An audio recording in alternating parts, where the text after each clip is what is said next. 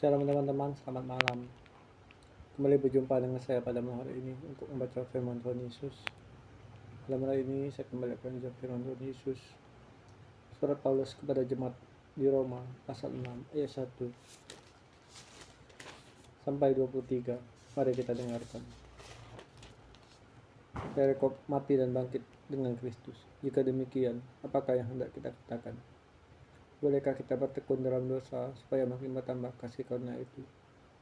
Sekali-kali tidak. Bukankah kita telah mati bagi dosa? Bagaimana kita masih dapat hidup dalamnya? Atau tidak tahukah kamu bahwa kita semua yang telah dibaptis dalam Kristus telah dibaptis dalam kematiannya? Dengan demikian, kita telah dikuburkan bersama-sama dengan Dia oleh baptisan dalam kematian, supaya sama seperti Kristus telah dibangkitkan dari antara orang mati oleh kemuliaan Bapa. Demikian juga kita akan hidup dalam hidup yang baru. Sebab jika kita telah menjadi satu dengan apa yang sama dengan kematiannya, kita juga akan menjadi satu dengan apa yang sama dengan kebangkitannya.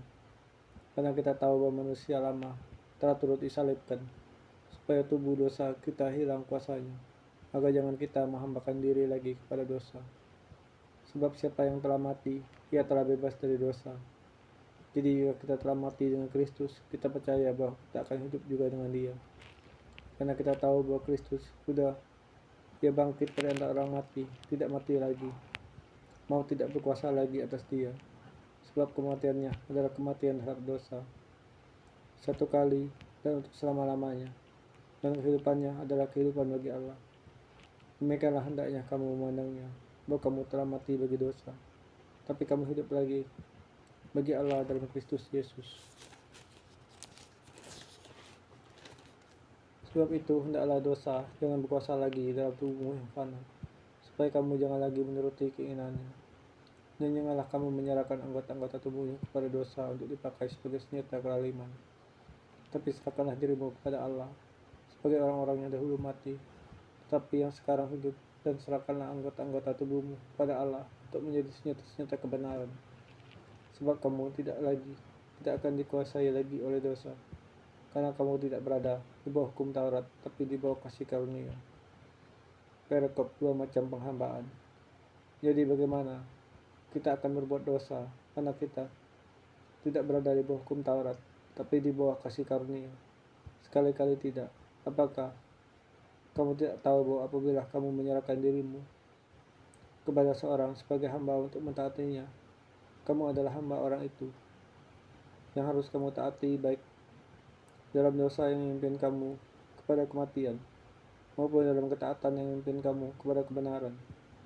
Tapi syukurlah kepada Allah, dahulu memang kamu hamba dosa, tapi sekarang kamu dengan segenap hati telah mentaati pengajaran yang telah dituliskan kepadamu. Kamu telah dimerdekakan dari dosa dan menjadi hamba kebenaran. Aku mengatakan hal ini secara manusia karena kelemahan kamu. Sebab sama seperti kamu telah menyerahkan anggota-anggota tubuhmu menjadi hamba kecemaran dan kedurhakaan yang membawa kamu kepada kedurhakaan, demikianlah hal kamu sekarang harus menyerahkan anggota-anggota tubuhmu menjadi hamba kebenaran yang membawa kamu kepada pengudusan. Sebab waktu kamu hamba dosa, kamu bebas dari kebenaran, dan buah apakah yang kamu petik daripadanya? Semuanya itu menyebabkan kamu merasa malu sekarang, karena kesudahan semuanya itu telah kematian. Tapi sekarang kamu telah dibangkitkan dari dosa setelah kamu menjadi hamba Allah. Kamu beroleh buah yang membawa kamu kepada pengudusan, dan sebagai kesudahannya ialah hidup yang kekal. Sebab upah dosa ialah maut, tapi karunia Allah ialah hidup yang kekal dalam Kristus Yesus Tuhan kita. Makasih Tuhan, dan misanku tidak bisa membaca firman-Mu, bisa video call yang anak viral, berikut hari-hari berat.